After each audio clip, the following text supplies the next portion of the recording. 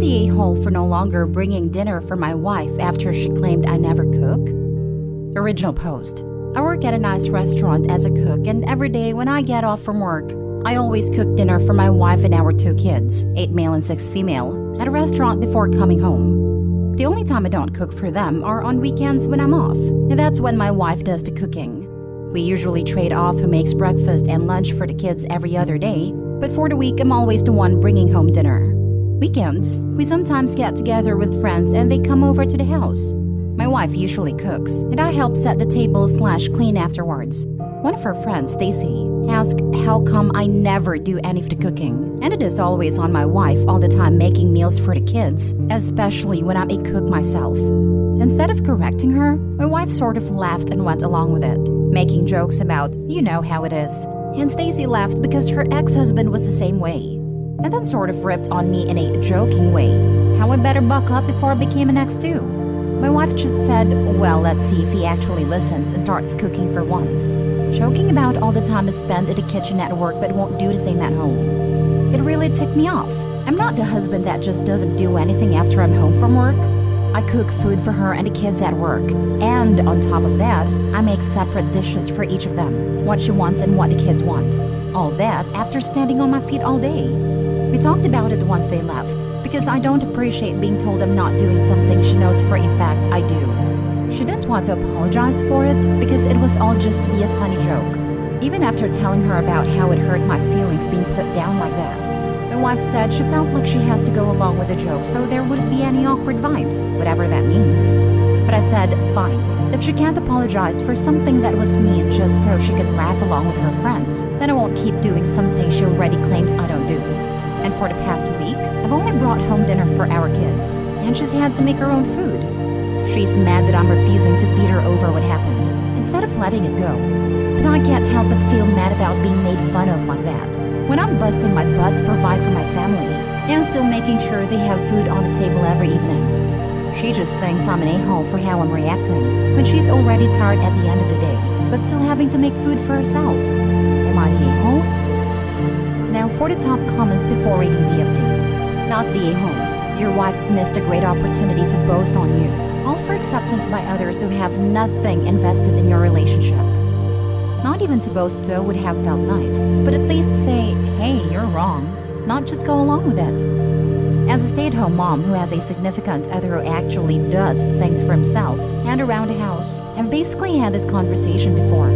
All she had to say is, actually, I don't have that problem. He's a responsible adult and pulls his share. I don't get why she had to lie to keep it from being awkward.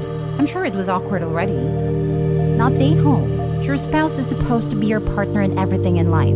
The person who always has your back like you always have theirs. She threw you directly under the bus for the sake of not creating waves with her friend. Then when you told her you didn't find her comments at all funny and quite hurtful that she let someone else believe you're a deadbeat, she blew you off. So, she can make her own dinner until she sincerely apologizes and acknowledges that your contribution to the family of cooking dinner during the week is important. I feel like it was an excuse to worry about making waves. I don't understand why actually cooks during the week would create an awkward moment. If anything, it's the opposite. If I was the friend complaining about my horrible ex-husband who never helped, and my friend lied to me about how she can relate because her husband doesn't contribute, I would be pretty angry to find out she actually has an amazing husband who always helps her out.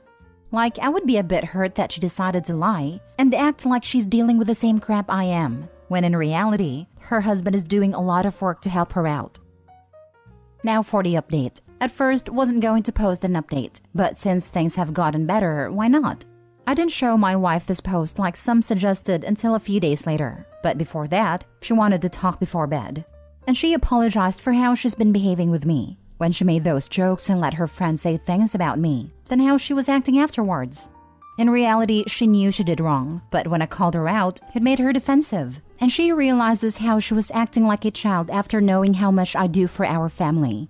That's when I showed her the post and opened up about something that was mentioned by me in my comments. How it really hit a nerve for me, making it seem like I'm a lousy father/husband when my dad was exactly that as he abandoned me and my mom. She knows how important it is for me to be as involved as possible when our kids were born because I never wanted to be like him. So her making it seem like that's how I am brought up some feelings.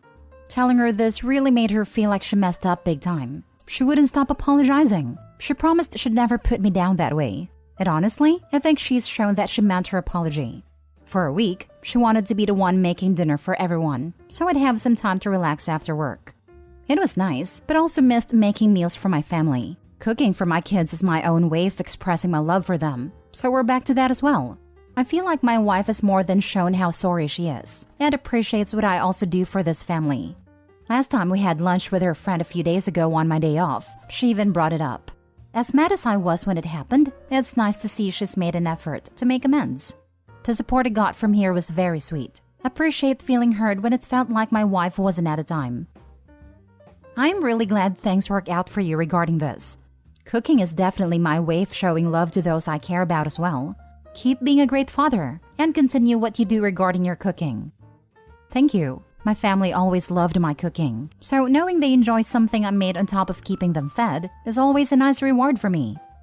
Glad to see another wonderful example of communication and empathy solving the base issue. It's great that your wife was able to understand the underlying reasons behind why her comments were so hurtful to you, since that will help her consider her words before responding in future instances.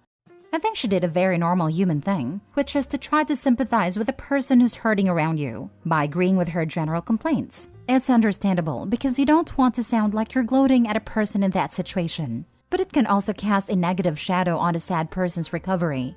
If your wife has trouble with that kind of thing, you could recommend to her that she paint her comments about you as proof that good men do exist out there, if her friends take the time to look for them.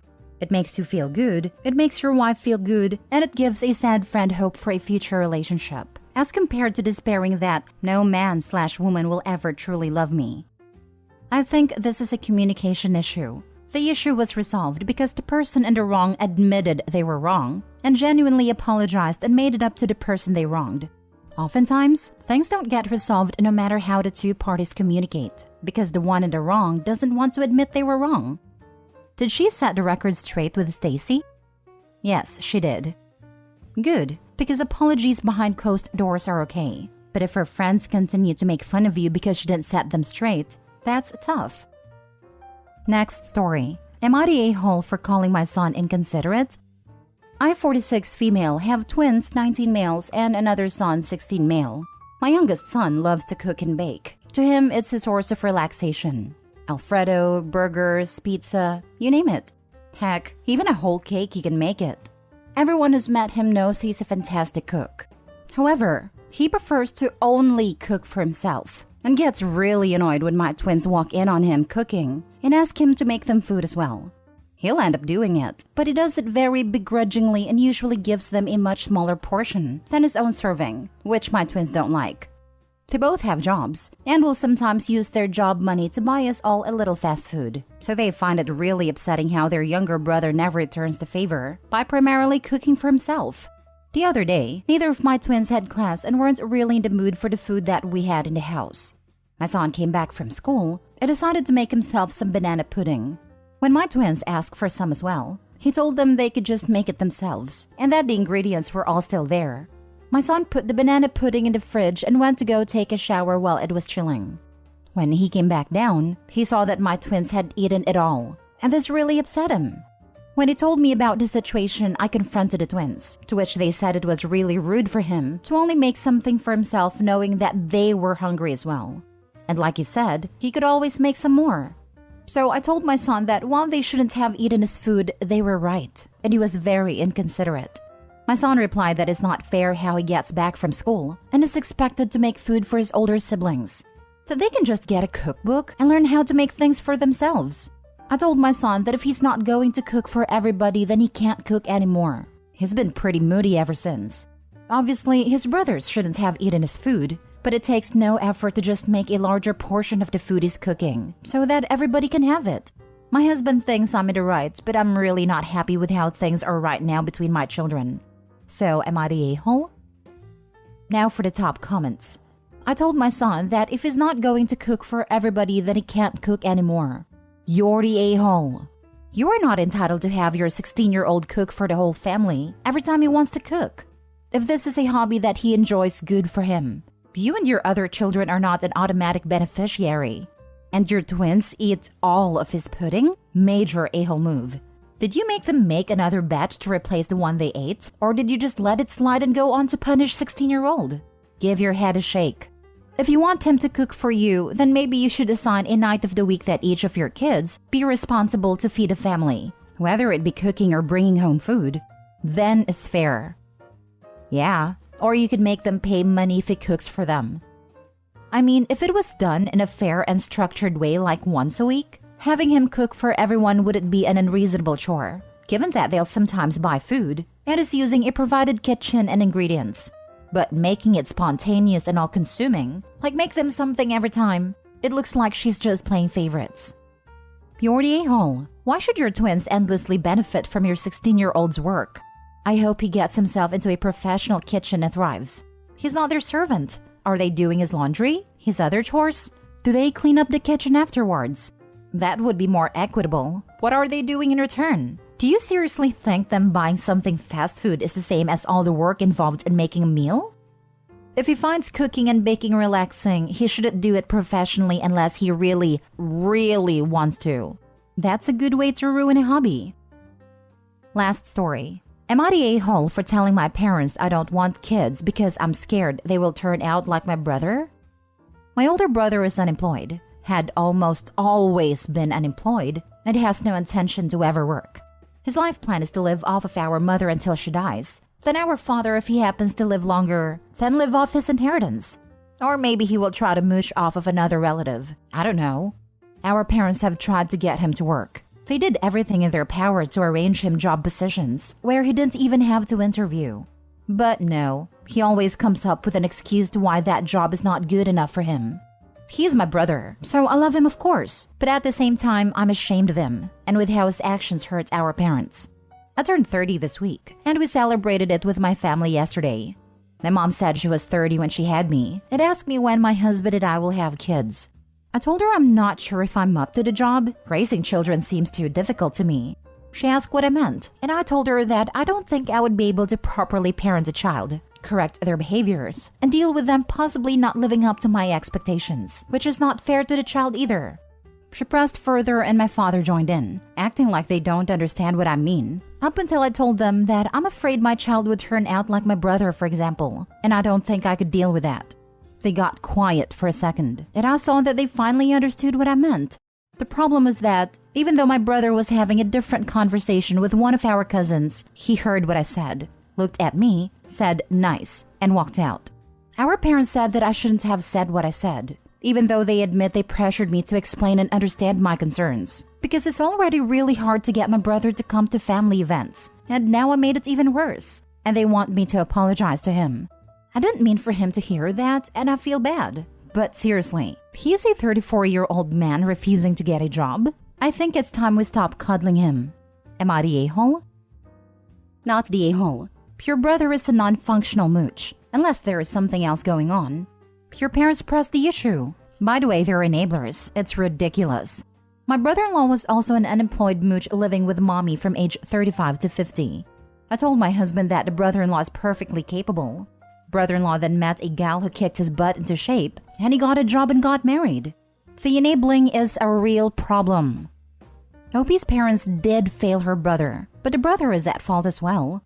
It's a phenomenon called failure to launch, and Opie's parents are definitely enabling it by not pushing him out of the nest, so to speak. Not the a-hole. Pure and simple. Your life, your choice. Raising kids is a lot of work. I have 4, trust me. Worst thing for a child is having a parent that's not ready to commit the parent's life to raising a child. Now, if you want a child but simply are afraid of XYZ, let me comfort you. Every child is different. Your parents are enabling your brother, but that doesn't have to be you and your child. It's quite possible you won't have the same challenges with your child your parents have with your brother. Make no mistakes. There will be challenges. 99% chance they'll have their own unique twist and making your life interesting however. I can concur. All 3 of the kids my parents raised turned out to be screwed up in completely different ways that are combated with completely different strategies. 2 out of 3 of us, despite facing a ton of challenges and having a lot wrong with us well into adulthood, have also found our own versions of success. One of us is a pseudo-Nazi who wriggled out of an arson charge. But part of parenting is accepting that your kid might turn out to be a bad person for reasons beyond your control. Not the a-hole. Is it the US? If so, there's a thing called eviction. Unless he's able to pay for his own food and place to live, he's not really doing anything useful. And I totally agree. Raising kids is a difficult thing to do. Same reason I don't have kids. I just don't want to take that burden. My brother made it clear in the past that if they kicked him out, he would just go to our maternal grandparents who would take care of him. Our parents didn't want to burden the grandparents, so they never attempted to stop providing for him. Then, our grandparents both died last year within a few months from each other. But now my parents believe he couldn't take care of himself and would just become homeless if they kicked him out. My dad especially said he couldn't live with that. He couldn't make his son homeless. I tried suggesting they tell him that they will cut him out of their will if he doesn't get a job. But my dad says that wouldn't work because my brother would call his bluff.